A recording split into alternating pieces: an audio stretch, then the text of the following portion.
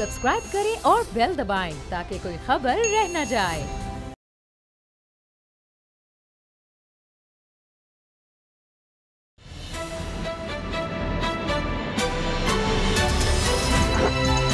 अब पता चला। अस्सलाम वालेकुम नाज़रीन, मैं हूं बाबर डोगर और आप देख रहे हैं प्रोग्राम अब पता चला। नाज़रीन, आज मेरे साथी एंकर उसामा गाजी जो है वो थोड़ी देर में हमें ज्वाइन करेंगे, लेकिन हमारे साथ आज इस्लामाबाद से मेरे एंकर साथी गुलाम मुर्तज़ा और अफ़गानिस्तान में पाकिस्तान के सफ़ीर मंसूर अहमद ख़ान जो है वो हमारे साथ होंगे। सबसे पहले नाज़रीन, सारी दुनिया की नज़रें इस वक्त अफ़गानिस्तान पर हैं। अफ़गानिस्तान की सूरत हाल हर लम्हा बदल रही है।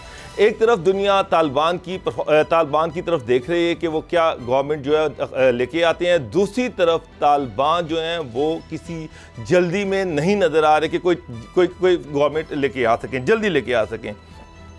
इस सिलसिले में अफ़गानिस्तान के सियासी दफ्तर के तर्जुमान सहेल शाहीन ने एक इंटरव्यू में कहा है कि जनाब, मुल्क में सबसे पहले जामिया हुकूमत के क़याम की ज़रूरत है और जामिया हुकूमत के क़याम के लिए वो किसी जल्दबाजी में नहीं है। वो तमाम स्टेक होल्डर से बात कर रहे हैं, वो तमाम स्टेक होल्डर को ऑन बोर्ड लेके आ रहे हैं वो। और ये है कि जनाब, एक चीज़ उन्होंने कुछ खदोखाल ज़रूर वादे किए हैं कि जो नई गवर्नमेंट होगी वो जमहूरी नहीं होगी और वो शरई होगी। इस सिलसिले में मंसूर अहमद ख़ान साहब हमारे साथ मौजूद हैं, अफ़गानिस्तान में पाकिस्तान के सफ़ीर हैं।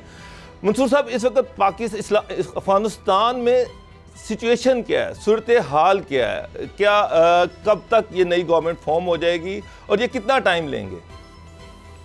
जी अस्सलाम वालेकुम।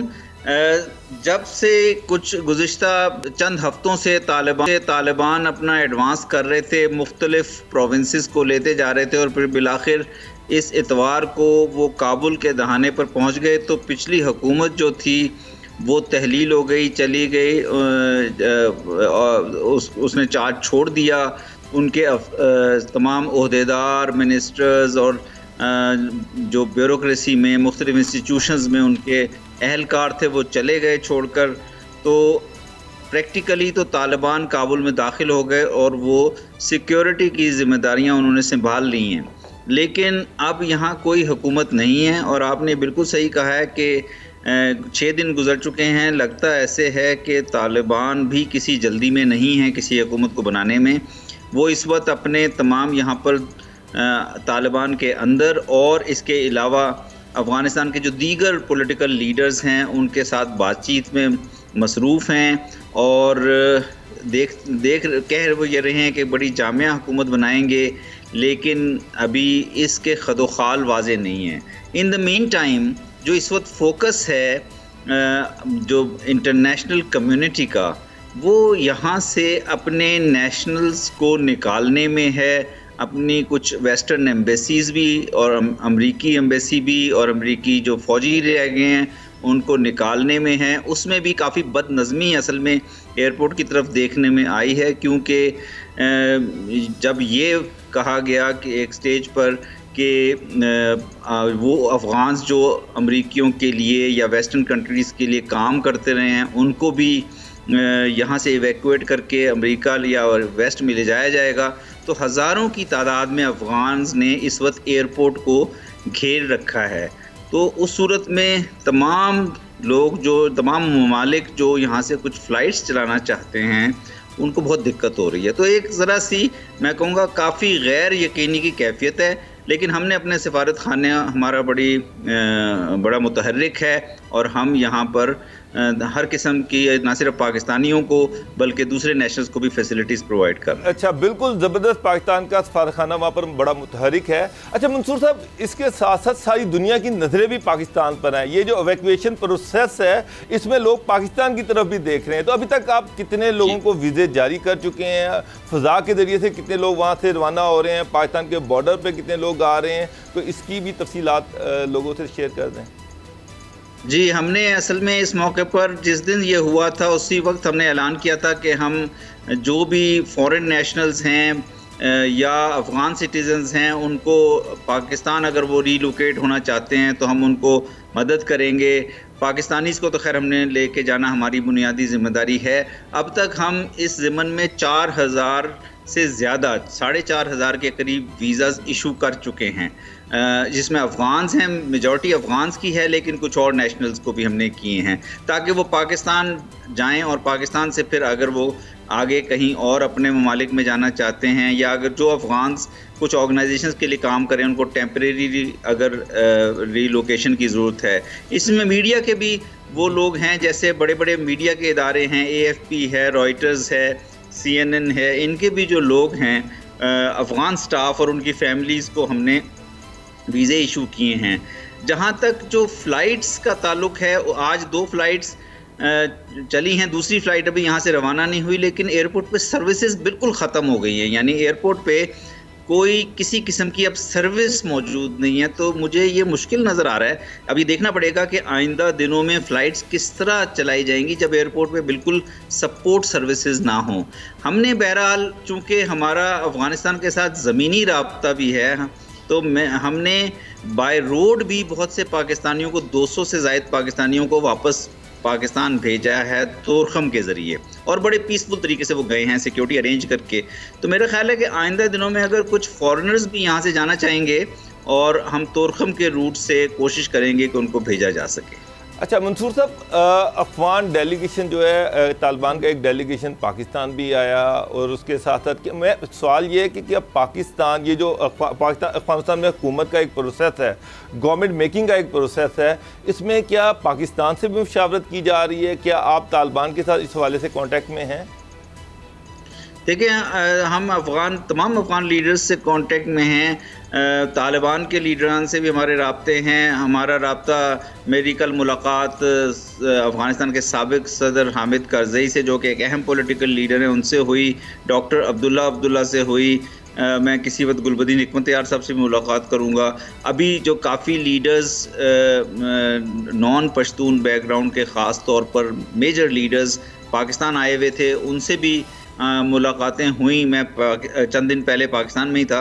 तो अब हमारी देखें पोजीशन यही है कि अफ़गानिस्तान में देरपा अमन अगर लाना है तो तालिबान को और तमाम जो दूसरे तबक़ात हैं, सियासी तबक़ात हैं अफ़गानिस्तान में, उनको मिलकर एक सियासी मुफ़ाहमत के ज़रिए हुकूमत तश्कील देना होगी, एक आइन की तरफ जाना होगा। ऐसी सियासी मुफ़ाहमत, ऐसी हुकूमत जिसको अफ़गान अवाम जनरली कबूल कर लें, और जिसको इंटरनेशनल कम्युनिटी भी एक्सेप्ट करे, जिसमें ह्यूमन राइट्स भी हों, जिसमें रूल ऑफ लॉ भी हो। तो वो चीज़ के लिए अब मेरा ख़्याल है कि अफ़गान्स को बेसिकली उस पर ख़ुद काम करना पड़ेगा। हम बतौर एक हमसाया उनको सपोर्ट कर सकते हैं। जो ट्रोइका प्लस का ग्रुप है, वो रूस, चीन और अमेरिका और पाकिस्तान, ये चारों मिलकर उनके साथ एंगेज हैं काफ़ी अरसे से। लेकिन इसमें बुनियादी तौर पे अब किरदार है अफ़गान ग्रुप्स का, चाहे वो अफ़गान तालिबान हों या दूसरे अफ़गान लीडर्स। मंसूर साहब, इस्लामाबाद में हमारे साथी एंकर और ब्यूरो चीफ गुलाम मुर्तज़ा साहब, मंसूर साहब से जी मंसूर साहब, अस्सलाम वालेकुम जी। मैं आपसे ये जानना चाहूँगा कि जिस तरह से जो बयान शुरू में तालिबान की जानिब से दिया गया, वो क्या जितने लीडरान से आपकी बातचीत हुई है अफ़गानिस्तान में, वो उनकी आवाज़ आ नहीं रही हैं, और क्या यही पॉलिसी जो है अफ़गान जो तालिबान हैं वो रखेंगे? जो बातचीत की गई है, क्या वो जो रेटरिक हैं, it will be converted into their policy? तो ये आपने जो बातचीत अभी तक अफ़गान लीडरान से की है, उसमें क्या आपको ये एतमाद नज़र आया है उन लोगों में कि वो इस बात के ऊपर इसको मानने के लिए तैयार हैं? देखिए, मैं पूरा तो आपका सवाल नहीं सुन सका, लेकिन जो मैं समझा हूँ मैं आपको वजाहत कर देता हूँ कि जब अफ़गान तालिबान से ये सियासी प्रोसेस तो चूँकि गुज़िश्ता 2 साल से तकरीबन चल रहा है, तो अफ़गान तालिबान की पोजीशन यही रही है कि वो सियासी मुफ़ाहमत के ज़रिए आइंदा निज़ाम या आइंदा हुकूमत बनाना चाहते हैं ताकि ये स्टेबल हो। दूसरे जो अफ़गान पॉलिटिकल लीडर्स हैं, उनकी भी यही पोजीशन रही है। कल जब मेरी मुलाकात हुई थी हामिद करज़ई साहब से और डॉक्टर अब्दुल्ला साहब से, तो उन्होंने ये इस बात का तज़किरा किया था कि उनकी जो मुलाकातें रिसेंट गुज़िश्ता 1-2 दिन के दौरान अफ़गान तालिबान के लीडर्स से हुई हैं, उसमें उन्हें ये उम्मीद नज़र आती है कि उनका रवैया मुस्बित है, और वो इस बात को मद्देनज़र रखेंगे कि अफ़गानिस्तान के अंदर एक ऐसी हुकूमत की, ऐसे निज़ाम की ज़रूरत है जिस पे तमाम अफ़गानिस्तान के अवाम का, तमाम सियासी सोच रखने वाले तमाम नज़रियात रखने वाले तबक़ात का एतमाद हो। अब प्रैक्टिकली ये किस तरह होता है, तमाम दुनिया इसको ऑब्ज़र्व कर रही है और इसके ऊपर अफ़गानिस्तान की स्टेबिलिटी बहुत ज़्यादा डिपेंड करेगी। अच्छा मंसूर साहब, हमारे मेन एंकर उसामा गाजी साहब ने हमें ज्वाइन कर लिया है और इससे एक सवाल से मैं इतना पूछूंगा कि सारी दुनिया स्केप्टिकल है कि अफ़गानिस्तान जो अभी उन्होंने जो प्रेस कॉन्फ्रेंस की उसमें जो ऐलानात किए गए हैं कि ज़्यादातर जो फॉरेन मीडिया है, यूरोपियन मीडिया है या मगरबी मीडिया, वो ये कह रहा है कि जनाब नहीं, ये एक ज़ाहिरन एक ये सामने का फेस है, पीछे वही पुराना फेस है। तो आप तो वहाँ पर बड़े क्लोज लाजों में उनके साथ, क्या वाकई इस तरह से है या बिल्कुल तालिबान बदले हुए नज़र आ रहे हैं? देखिए, मैं अगेन जो मैं बता सकता हूँ वो अपने ज़ाती हमारे जो पाकिस्तान के साथ उनके मुज़ाकरात होते रहे, जब हम उनके साथ दोहा में मुख्तलिफ़ सेटिंग्स में उनसे मीटिंग्स हुई और ख़ास तौर पे ट्रोइका प्लस के अंदर चूँकि बहुत उनके साथ खुलकर फ्रैंक गुफ्तगू होती रही, तो उन्होंने हमेशा इस बात का इजहार किया है कि वो एक ऐसे निज़ाम के साथ जाना चाहते हैं, निज़ाम में जाना चाहते हैं अफ़गानिस्तान में फ़ॉरेन ऑक्यूपेशन के ख़त्म होने के बाद, जिसमें तमाम अफ़गान्स की शमूलियत हो। और अब चूँकि ये उस चीज़ को, उस वादे को या इस चीज़ को प्रैक्टिकली ट्रांसलेट करने का वक्त आया है, तो ये अब देखना होगा कि जो अगले चंद दिनों में या हफ्तों में जिस किस्म के निज़ाम की तश्कील होती है, वो एक सियासी प्रोसेस के ज़रिए होगी, वो एक पॉलिटिकल प्रोसेस के ज़रिए होगी और उसमें किस किस्म के फ़ैसले किए जाते हैं। क्योंकि मेरा ख़्याल है कि तमाम अफ़गानिस्तान के हमसाया ममालिक बशमूल पाकिस्तान और तमाम इंटरनेशनल कम्युनिटी इन चीज़ों को बड़े गौर से ऑब्ज़र्व करेगी और फिर उसके बाद ये क्लैरिटी आएगी कि अफ़गानिस्तान के हालात किस सिमत में जाएंगे।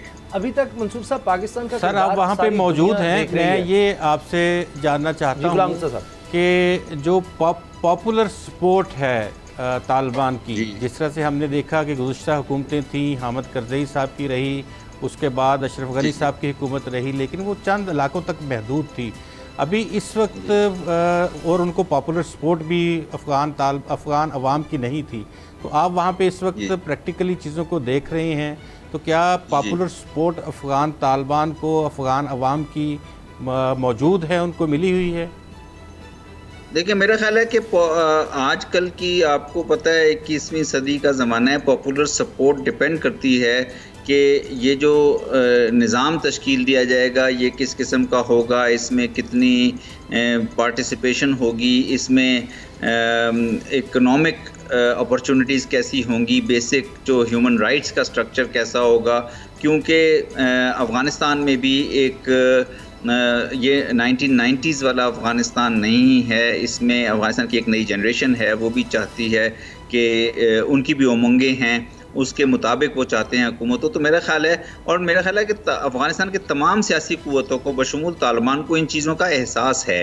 इसलिए मेरा ख्याल है कि जो अफ़गानिस्तान की तमाम लीडरशिप है वो मिलकर ही अगर ये इन चैलेंजेस से निमटने के लिए अगर एक बाहमी एतमाद से फ़ैसले करती है और एक ऐसे निज़ाम की तरफ बढ़ने की कोशिश करती है जो अफ़गानिस्तान के अंदर देरपा अमन ला सके। और अफ़गानिस्तान के अंदर ये जो खाना जंगी या इंटरनल डिफरेंसेस, इंटरनल कॉन्फ्लिक्ट है, ये कोई गुज़िश्ता 45 साल से जारी है। इसका ख़ात्मा एक ऐसी ही हुकूमत के ज़रिए हो सकता है जिसमें बाहमी एतमाद की फ़ज़ा हो। अच्छा मंसूर साहब, पाकिस्तान का किरदार अभी तक सारी दुनिया के सामने है। यकीनन पाकिस्तान का सफारत खाना भी बड़ी ज़बरदस्त तरीके से काम कर रहा है, ना सिर्फ पाकिस्तानी बल्कि इसके अलावा दूसरे जो शहरी हैं उनको भी निकालने के लिए, और पूरी दुनिया असर आ रही है, प्राइम मिनिस्टर को फ़ोन भी कर रहे हैं।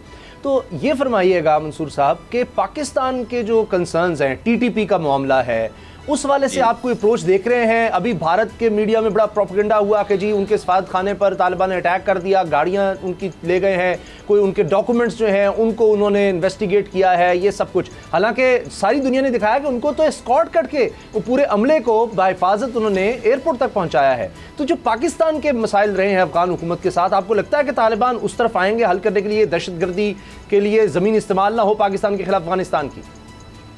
जी बिल्कुल, मेरा ख्याल है कि ये पाकिस्तान के लिए बहुत ही बुनियादी, बहुत ही अहम नुक्ता है। हमने गुज़िश्ता 20 साल में जो हमारी एंगेजमेंट रही गुज़िश्ता हुकूमत से, और मैं चूँकि अफ़गानिस्तान से बहुत अरसे से डील कर रहा हूँ, बल्कि रीजन के साथ डील कर रहा हूँ, मैं भारत में भी पोस्टेड रहा हूँ बतौर डिप्टी हाई कमिश्नर, तो ये हमारे एक बहुत बुनियादी एक मुतालबा रहा है अफ़गानिस्तान की गुज़िश्ता हुकूमत जो थी उससे और इंटरनेशनल कम्युनिटी से भी, कि यहाँ जो इन्वॉल्वमेंट रही है और यहाँ पे जो टेररिस्ट ग्रुप्स जो सपोर्ट किए जाते रहे, चूँकि यहाँ पे पूरा कंट्रोल नहीं था हुकूमत का, तो कुछ पॉकेट्स ऐसी थी जिसमें टेररिस्ट ग्रुप्स को सपोर्ट किया गया और उन्होंने टेररिस्ट एक्ट्स किए पाकिस्तान में, जिसका एविडेंस भी शेयर किया गया इंटरनेशनल कम्युनिटी के साथ।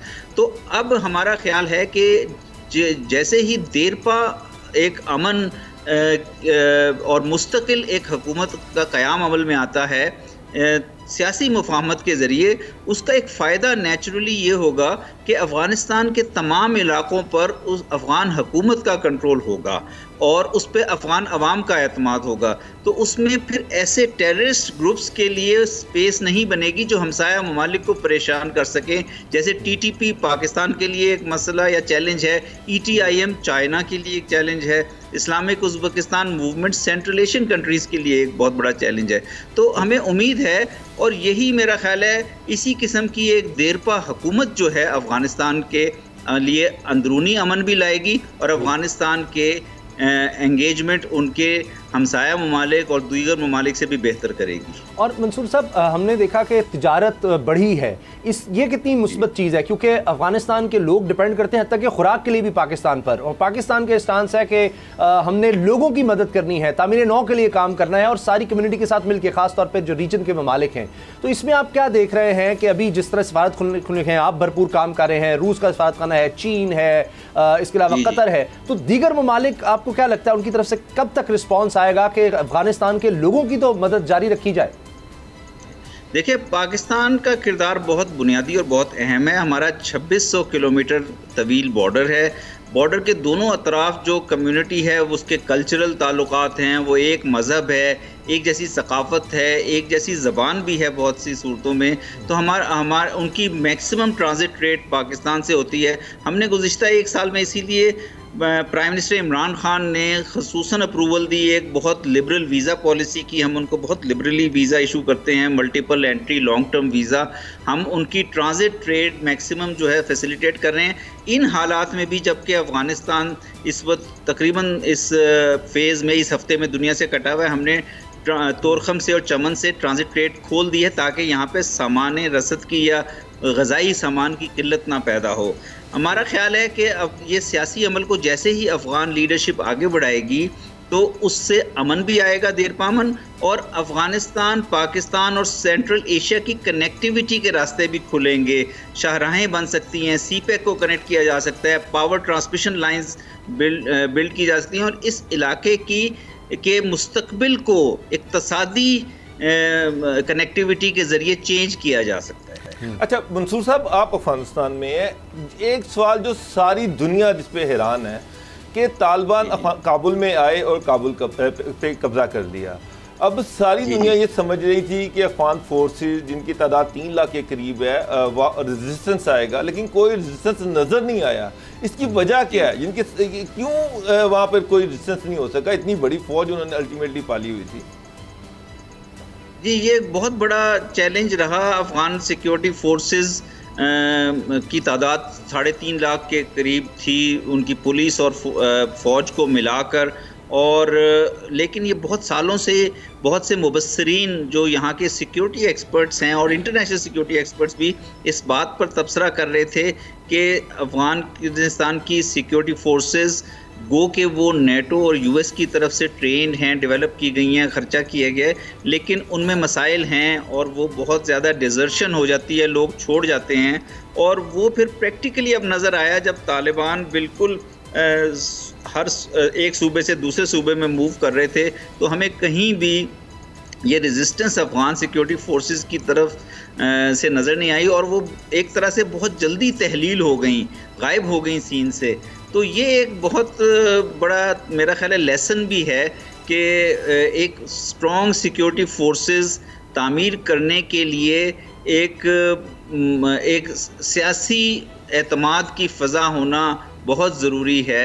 फॉरेन असिस्टेंस से भी कोई ऐसी फोर्सेस क्रिएट नहीं की जा सकती जिन पे लोगों का एतमाद ना हो। तो लोगों का एतमाद मेरा ख्याल सिस्टम के अंदर और फोर्सेस के ऊपर होना बहुत ज़रूरी है। अच्छा मंसूर साहब, एक और चीज़, फॉर्मेशन ऑफ गवर्नमेंट जो है वहाँ पर कितना और मज़ीद टाइम लेगी? क्योंकि अनस हक्कानी जो उन्होंने आज एक स्टेटमेंट में कहा है कि 31 अगस्त तक जब तक के यूएस और नेटो फोर्सेस का कंप्लीट विड्रॉल नहीं हो जाता उस वक्त तक वहाँ पर कोई गवर्नमेंट फॉर्म नहीं हो सकती। तो कोई ऐसा एग्रीमेंट है कि उनके होते हुए कोई गवर्नमेंट नहीं आएगी और 31 अगस्त के बाद ही वहाँ पर कोई गवर्नमेंट जो है वो सामने आएगी?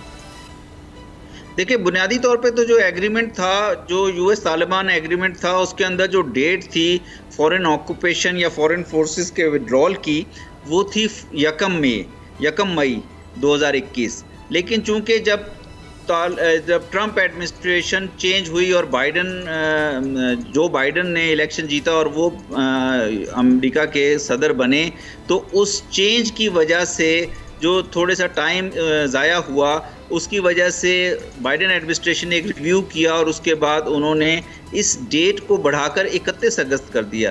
तो मेरा ख्याल है कि वो जो कह रहे हैं अनस हक्कानी साहब, वो भी यहाँ पे मुज़ाकरात में शामिल रहे हैं, मेरी भी उनसे कुछ बातचीत हुई थी।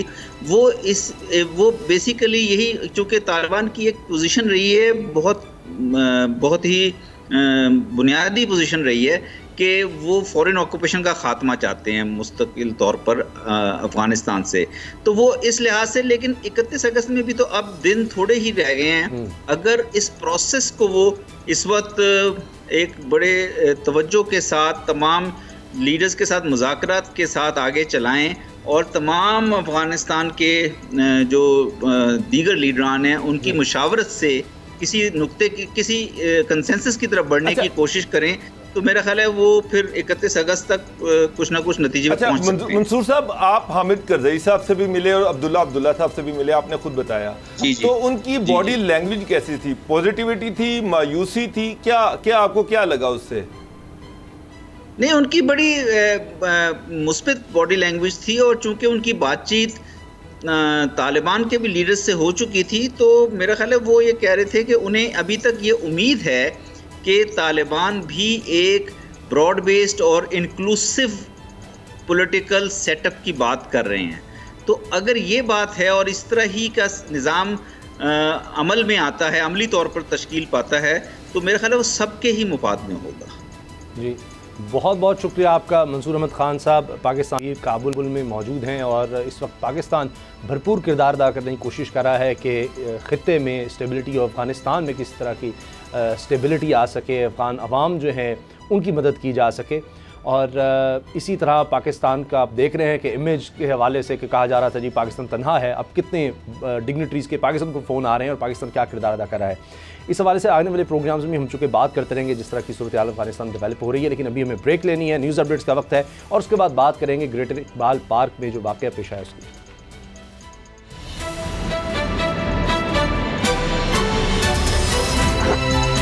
अब पता चला।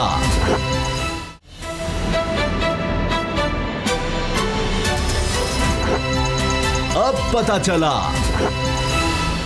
पंजाब हुकूमत का मुसलसल फोकस है ग्रेटर इकबाल पार्क में जो वाक़या पेश आया, जिस तरह से एक लड़की के साथ वहाँ पर ज़्यादती की गई। अब मेडिकल रिपोर्ट भी सामने आ गई है कि जिस्म नोचने की तस्दीक भी इसमें हुई है और 4 आला अफसरान मुअत्तल कर दिए गए हैं। अब ग़ुलाम मिर्ज़ा साहब, ये जो पुलिस के आला अफसरान को मुअत्तल किया गया है, ये क्या सिर्फ इस वाक़े की वजह से है आपकी नज़र में, या ये कि बहुत ज़्यादा प्रेशर आ गया था और उस्मान बुज़दार साहब को दिखाना था कि मैंने कुछ करना है, मैं कुछ करके दिखाऊं, तो इस वजह से किया गया है? क्योंकि अब तो ज़्यादा फोकस तो ये होगा कि जो इसमें मुलव्वस हैं, मुलजमान, उनको सज़ा दिलवाई जा सके। लेकिन साथ ही मैं देख रहा था कि कुछ खबरें इस तरह की चल रही हैं कि शायद वो मुतासर लड़की खुद केस भी नहीं परसू करना चाह रही, तो उससे तो फिर और मसाइल पैदा होंगे।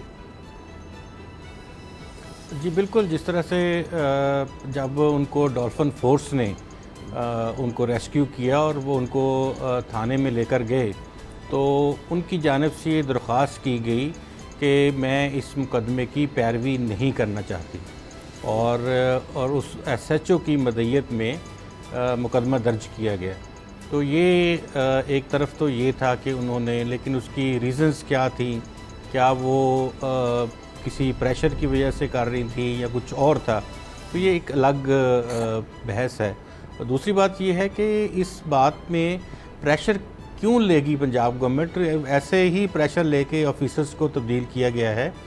उन ऑफिसर्स वही कहा कि वो इंक्वायरी मुकम्मल करें, क्योंकि वो काम कर रहे थे सारे के ऊपर, और नादरा से इन टच थे, जियो फेंसिंग उन्होंने कर रखी थी, मोबाइल कंपनी से वो डाटा शाटा उन्होंने ले लिया था।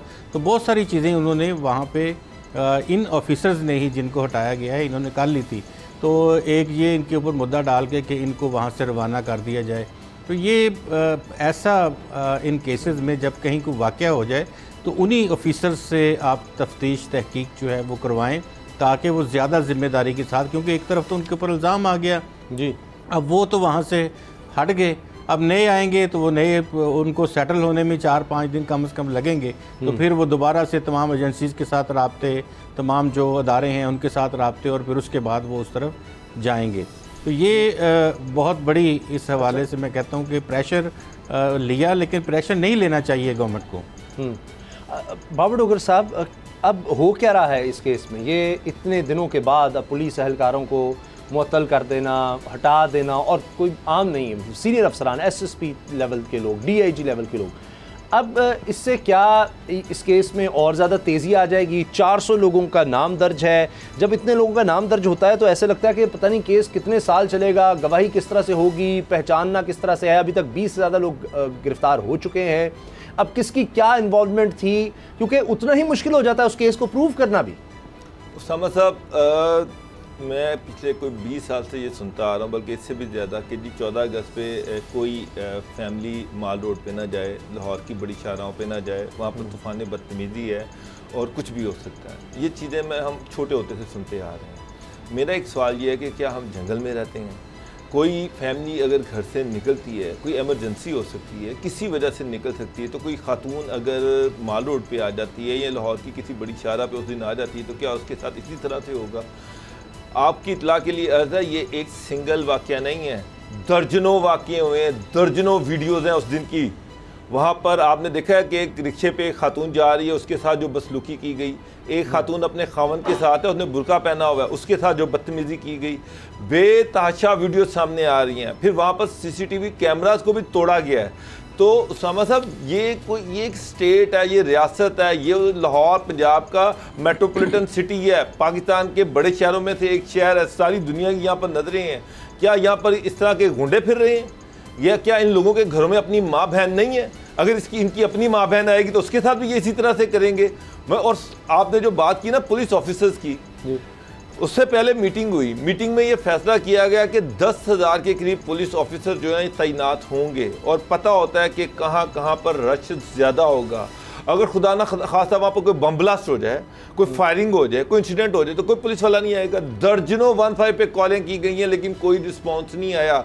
14 अगस्त को 15 पे पुलिस ने कोई रिस्पॉन्स नहीं दिया। ये भी चल रही है कि इस लड़की की फोन कॉल का कोई नहीं मिल रहा डाटा। अब पता नहीं ये पुलिस वालों ने हटाया है या क्या किया है। खबरें ये भी आ रही हैं कि जी इसकी फोन कॉल का कोई नहीं है। वैसे फोन कॉल्स आ रही हैं दीगर हवालों से कि जी रश है या लड़की की कॉल ना भी है, लड़की को, मेरा मतलब है जो वहाँ पर सामने इधर उधर लोग 15 पे कॉल कर रहे हैं, तो पुलिस 2 घंटे उसके साथ ये बदतमीजी होती रही, तो पुलिस कहाँ पर थी? वो 10,000 पुलिस तैनात होनी थी, वो कहाँ पर थी?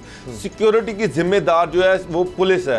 ये तूफान कह रहे हैं कि इनको जिनको हटाया गया है, मुअत्तल किया गया है, ये सब ठीक है।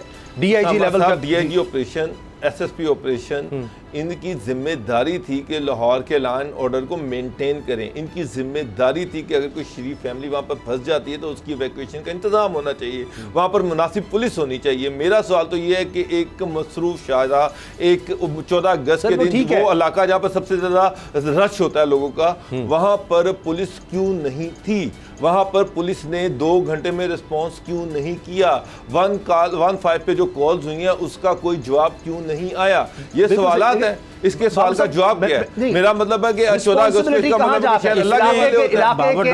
रिस्पॉन्सिबिलिटी है एसपी की है, एसएसपी की है, डीआईजी की है, आईजी की है, वज़ीर आला की है, वो कहाँ तक जाके रुकेगा? आप वज़ीर आला ने नोटिस ले लिया, उन्होंने हटा दिया।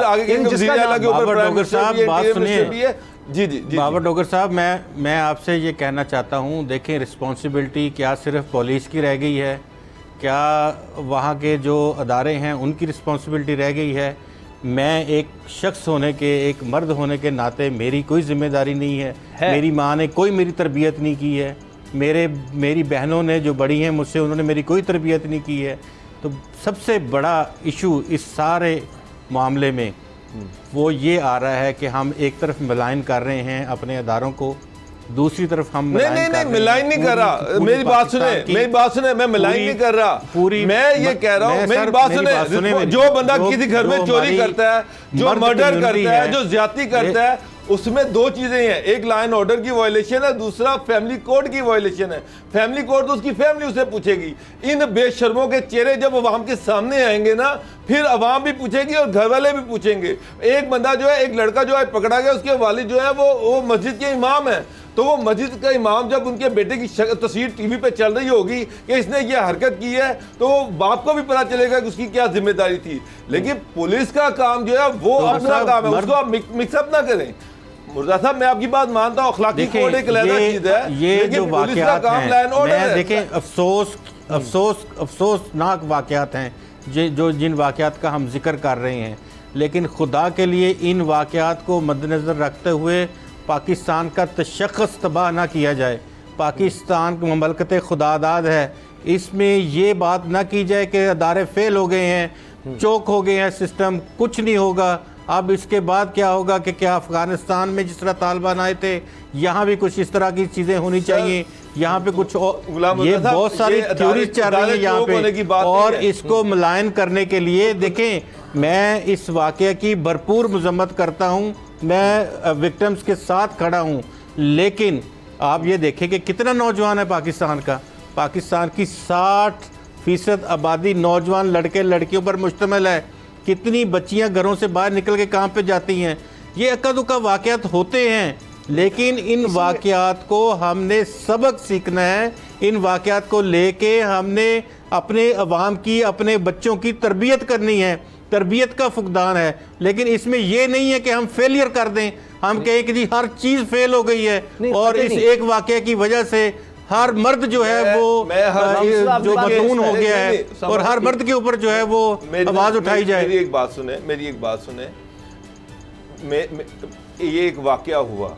मेरा सवाल ये है कि लाहौर में लॉ एंड ऑर्डर की जिम्मेदारी आप पर भी नहीं है, मेरे ऊपर भी नहीं है, पुलिस पे है। बिल्कुल, पुलिस ने लॉ एंड ऑर्डर को मेंटेन करना है। लाहौर में अगर एक दिन इतना रश होता है तो उसके SOPs तैयार किए जाते हैं, एक बाकायदा सिक्योरिटी प्लान तरतीब दिया जाता है, वहाँ पर पुलिस की तैनाती होती है।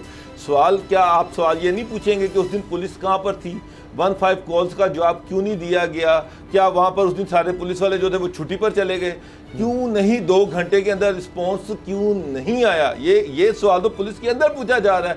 ये सवाल तो IG उनसे पूछ रहे हैं कि जनाब 2 घंटे के अंदर DIG ऑपरेशन कहाँ पर थे, SSP कहाँ पर थे, बाकी सारे पुलिस वाले कहाँ पर थे, क्यों नहीं पुलिस ने रिस्पॉन्स किया? इस सवाल का जवाब कौन देगा? आप देंगे, मैं दूंगा। अल्टीमेटली ये जिम्मेदारी तो किसी पे आएगी कि लाहौर के अंदर, हार्ट के अंदर अगर 2 घंटे में आपने जो बात की बाहर के शहरों में आप क्या करेंगे? हमारा भी, माशरे का भी, सबका कॉन्फिडेंस बहाल करने का यही तरीका है कि बजाय इसके कि हम जिस तरह है कि नई नई चीज़ें सामने आ रही हैं सोशल मीडिया पर, नई नई वीडियोज़ और पता नहीं क्या कुछ, तो हम फिर एक टेस्ट केस लेकर उसको जो केसेस सामने आ रहे हैं उनको अगर सज़ा दे दी जाए तो उसके बाद मेरा ख्याल है कि सारा कॉन्फिडेंस बाहर होगा। और उनकी फैमिली को सामने लेके आया जाए, सजा से भी ज्यादा उसामा गाजी साहब, बाबर डोगर साहब, सजा से भी ज़्यादा मैं ये अर्ज़ करूँगा, बार बार अपनी माओं से, अपनी बहनों से जिनकी गोदों में बच्चे हैं, वो उनको सिखाएं कि हया, शर्म और औरत का तकद्दुस क्या होता है। ये बात अब घरों में नहीं बताई जा रही, जिसकी वजह से बहुत सारी बुराइयां जन्म ले रही हैं। उनको ये बताया जाए कि जिस तरह से आप घर में अपनी बहन को, अपनी माँ को, अपनी फुफ्फो को, अपनी चाची को, इन सब को देख के आप अपनी आंखें नीची कर लेते हो, इसी तरह बाहर की जो औरतें होती हैं वो भी किसी की बहन होती हैं, वो किसी की माँ होती हैं, वो किसी की अजीज़ा होती है, तो वो कम से कम उनको भी इसी तरह से देखें जिस तरह हमें देख रहे हैं। तो अगर आप ये सिखाया जाए माओ की तरफ से, तरबियत का फुकदान, मैं बार बार एक एक लफ्ज़ कह रहा हूँ कि तरबियत का फुकदान है, माओ को ये अपनी औलाद को बताना होगा कि अगर तुम ये काम करोगे तो कल मेरे साथ भी, मैं माशरे में बाहर निकलूँगी, मेरे साथ भी ये हो सकता है, तो यू शुड अवॉइड। ये तरबियत है जो हमें हमारे आइमा कराम को भी करने की जरूरत है, हमारे वालिदैन को भी करने की जरूरत है। अभी आप सोशल मीडिया पर देखें जिस तरह से उस लड़की की कैरेक्टर असैसिनेशन हो रही है, ये हमारा माशरा है, इसको भी यहाँ पर डंडा बहुत जरूरी है। इसके साथ ब्रेक के बाद बात करेंगे। पंजाब की सियासत में नया तूफान आ रहा है, इस ब्रेक के बाद बात करेंगे।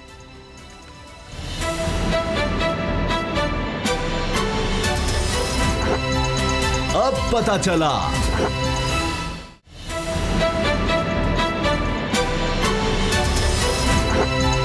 अब पता चला।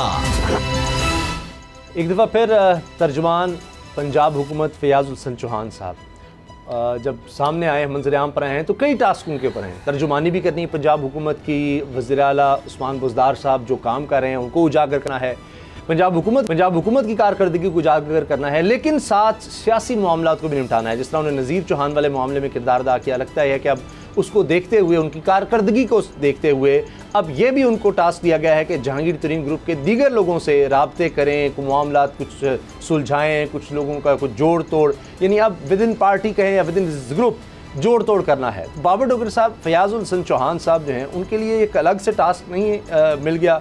क्या होगा? जो जिसकी डिमांड होगी वो पूरी करना, किसी को काबीना में शामिल करवाना है, तो क्या किया जाएगा आपकी नज़र में फयाज़ुल हसन चौहान साहब की तरफ से? क्योंकि उनको खुली, इसका मतलब है इजाज़त है, उनको कुछ ना कुछ तो इख्तियार दिए गए होंगे कि किस तरह से इस ग्रुप को तोड़ना है। उसामा साहब, बुनियादी तौर पर जहांगीर तरीन ग्रुप बना क्यों, किस वजह से बना, ये सारी चीज़ें भी समझने की ज़रूरत है। पहली बात तो ये है कि जहांगीर तरीन के खिलाफ केसेस हुए, उसके बाद ये है कि ज़्यादातर जो MPs MNAs ने उनको ज्वाइन किया, उनके अपने गिले शिकवे थे गवर्नमेंट के साथ। फेडरल गवर्नमेंट के साथ भी राजा रियासत बड़ी ओपनली कह चुके हैं कि जी प्राइम मिनिस्टर टाइम ही नहीं देते मिलने का, अपने हल्के की कोई बात करने जाए तो वो वक्त नहीं मिलता। फिर उनको ये गिले कि मेरे हल्के में मेरे से जूनियर बंदे को मिनिस्टर बना दिया गया, और वो बंदा जो है पूरी कोशिश करता है कि उस मेरी प्राइम मिनिस्टर तक एक्सेस ना हो सके। इस तरह पंजाब गवर्नमेंट में भी जितने MPs थे, जो 25-30 MPs हैं, उनके यही गिले शिकवे थे कि जी CM ने खुद तो अपने हल्के पे अरबों रुपया लगा दिया, और मनमाने और चहीते जो लोग हैं उनके हल्कों में अरबों रुपये लगाए गए, लेकिन उनको 1 रुपया नहीं दिया गया डेवलपमेंट का।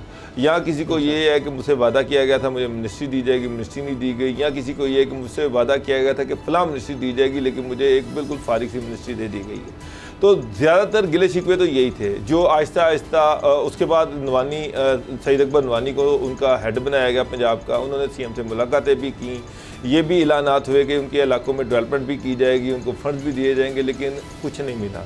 तो बेसिक चीज़ तो ये थी। अब वो जो है, अब गवर्नमेंट को एक बड़ा और इशू है कि अगर हम इनको नवाजते हैं तो पहले चौधरी पीरलाई तो पहले ही उनके पड़ा हुआ है, वो तो जितना मर्जी दिए जाएँ वो भी खुश नहीं होते, इनको भी दे दिए जाएँ, तो बाकी MPs जो MNAs है उनका क्या कसूर है? तो फिर गवर्नमेंट ये चाहती कि अभी फ़िलहाल तो गवर्नमेंट के पास पैसे ही नहीं हैं, जो सामने चीज़ आ रही है कि इतने पैसे ही नहीं है कि वो इतने फंड्स दे सकें। तो बुनियादी तौर पर इस ग्रुप का सिलसिला यहाँ से शुरू हुआ और जो बढ़ते यहाँ तक पहुँच गया। अब उनकी अपनी रिजर्वेशन हैं। एक रिजर्वेशन तो ये है कि जनाब इन्होंने हमें अकोमोडेट नहीं करना PTI में, ये उनको श्योर है कि हमें यहाँ पे पार्टी से इत्तेहाद करना पड़ेगा या नून लीग से करना पड़ेगा या इंडिपेंडेंट ग्रुप के तौर पर आना पड़ेगा, PTI उनको नहीं देती। दूसरी चीज़ ये है कि जी हमें डेवलपमेंट फंड दी जाए, PTI की अपनी रिजर्वेशन है, वो इनको इस तरह से फंड देने को तैयार नहीं है। तो ये जो सारी चीज़ें हैं, ये मुझे लग रहा है कि ये इतने आसानी से ये सारी ब्रिज नहीं होंगी। अच्छा। हाँ, फैज़ुल हसन चौहान, मुझे नहीं लगता कि उनके पास इतनी अथॉरिटी है, उनके पास इतनी पावर है कि वो इनको कोई इनकी डिमांड्स पूरी कर सकें, इनको जो है फंड्स लेके दे सकें, अच्छा, इनके हकों में तरक्याती काम करवा सकें, या इनको इनकी मर्जी की मिनिस्ट्रियाँ दिलवा सकें। इस कदर अथॉरिटी उनके पास तो नहीं है। तो मुझे ये मामला तो इतनी जल्दी से ठीक होते नज़र नहीं आ रहे। फयाजुल हसन चौहान साहब का नया टास्क, गुलाम मुर्तज़ा साहब कितने कामयाब होते आपको नज़र आ रहे हैं? कुछ 2 लोगों से उन्होंने राब्ते भी किए हैं कहा जा रहा है, जिनमें अब्दुल हई दस्ती हैं, सरदार खुरम लगारी हैं, और इनसे जल्द मुलाकात भी मुतवक्के है। फिर इसके अलावा तरजीह बुनियादों पर कुछ लोगों के इलाक़ाई मसाइल हल करने की बात हो रही है, कोई फंड शंड की भी बात हो सकती है। कितना, क्योंकि 30 से लगभग लोग हैं, और अभी मेरा ख्याल है सलमान उनका नाम है, शायद MP है, जो सुप्रीम कोर्ट से जिनकी अब मेंबरशिप रिस्टोर कर दी गई है, जिन्होंने हराया था शाह महमूद कुरैशी को। तो अब वो नौजवान भी जनाब चले गए हैं, पहले ही थे जहांगीर तरीन के साथ, और वो अनबन थी। तो वो ग्रुप, मेरा मकसद है कि मजबूत हो रहा है। तो कितना आपको नज़र आ रहा है चांस सक्सेस का, कामयाबी का फयाजुल हसन चौहान की? देखिए, जो इस वक्त सूरत हाल पंजाब में नज़र आ रही है, और फयाजुल हसन चौहान साहब ने जिस तरह ख़ुद कहा कि वो राब्ते में हैं जहांगीर तरीन ग्रुप के साथ, मुझे तो ये लगता है कि फयाजुल हसन चौहान जो हैं वो नायब वज़ीर आला पंजाब बन चुके हैं। अच्छा। क्योंकि जिस तरह की उनको अथॉरिटीज़ दी जा रही हैं, जिस तरह की उनको जो ज़िम्मेदारियाँ हैं वो दी जा रही हैं, तो इस तरह से तो साफ़ नज़र आता है कि वो उस्मान बुज़दार साहब के नायब हो गए हैं और नायब वज़ीर आला के तौर पे वो एक्ट कर रहे हैं। लेकिन जब हम प्रैक्टिकली चीज़ों को देखते हैं तो चौहान साहब के पास इतना फ़ंड नहीं है, इतने पैसे नहीं हैं कि, क्योंकि आज आपको पता है कि अगर किसी भी MPA को आपने खुश करना है तो उसके इलाके में को 2, 3, 4 स्कीमें आपको अनाउंस करनी होती हैं, उसके लोगों को कहीं रोज़गार पे लगाना होता है, उसके हलके के दीगर मसाइल जो हैं वो हल करने होते हैं, और कुछ उसके पर्सनल मामलात को भी सेटल डाउन करना होता है। तो चौहान साहब बातचीत तो बहुत अच्छी कर लेते हैं, और लोगों को एक दूसरे के साथ लिंक्स करने में, जोड़ने में वो किरदार अदा कर सकते हैं। लेकिन फ़ंड्स का मसला तो पंजाब हुकूमत के पास ख़ुद से मौजूद है, और अगर वो फ़ंड्स हों तो वो लाजमी बात है कि वो चौधरी परवेज़ इलाही और उनके जो MPAs हैं उनको भी फ़ंड्स जारी करें, लेकिन फ़ंड्स तो नहीं हैं। तो फिर इस तरह से, और दूसरी बात के कई दफ़ा फयाजुल हसन चौहान साहब एक बात कह चुके हैं कि जहांगीर तरीन उनके बड़े भाई हैं, तो अब बड़े भाई के ख़िलाफ़ तो मेरे ख्याल में छोटा भाई नहीं जाता। डिसिप्लिन की खिलाफ वर्जी बर्दाश्त नहीं की जा सकती। मगर साथ ही ये तो बात है कि कुछ धड़का लगा हुआ है कि तरीन ग्रुप कुछ कर सकता है तभी, वरना तो आप खामोश होकर बैठ जाएं, जी कानून अपना रास्ता लेगा, बस हम क्या कर सकते हैं। कोई तो वजह है कि इतना खौफ है। वो गुज़िश्ता हफ्ते उसामा साहब हमने एक बात की थी कि रिपोर्ट आनी है, बल्कि हमारा प्रोग्राम ही अभी ख़त्म नहीं हुआ था, तो जुर्मानों पर मबनी मुसाबकती कमीशन की रिपोर्ट आ गई थी। उसमें भी जो नाम हैं वो मिल ऑनर्स के हैं, और उसमें जहांगीर तरीन साहब का भी नाम शामिल है।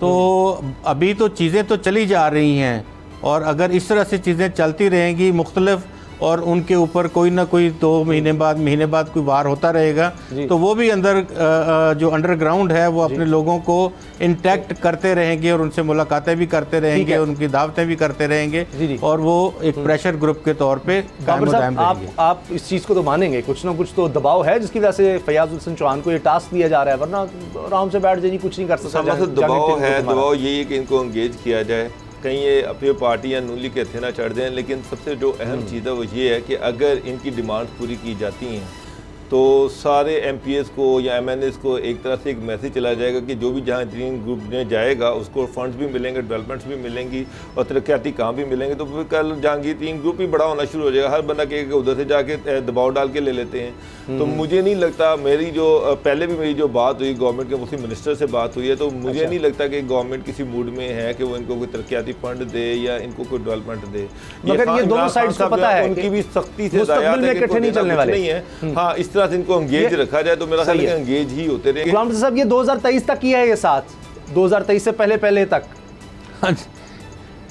जी बिल्कुल, जब तक नए इंतखाबात का डोल नहीं डाला जाता उस वक्त तक ये पिंग पोंग जो है वो चलता रहेगा। उसके बाद रास्ते जुदा और ठीक है, चले बहुत बहुत शुक्रिया। बहुत बहुत शुक्रिया गुलाम मुर्तज़ा साहब, आपने इस हवाले से आगाह कर दिया। पहले भी आपकी खबरें दुरुस्त साबित हुई हैं। बाबर डोगर साहब भी यही बात करते रहे कि इन सबको पता है कि अब तहरीक इंसाफ की तरफ से तो टिकट मिलना नहीं है, तो तब तक ये चूहे बिल्ली का खेल नज़र आ रहा है, ये चलता रहना है। सियासत में इसी तरह से होता रहता है। प्रोग्राम देखने का शुक्रिया, इजाज़त दीजिए, अल्लाह हाफ़िज़।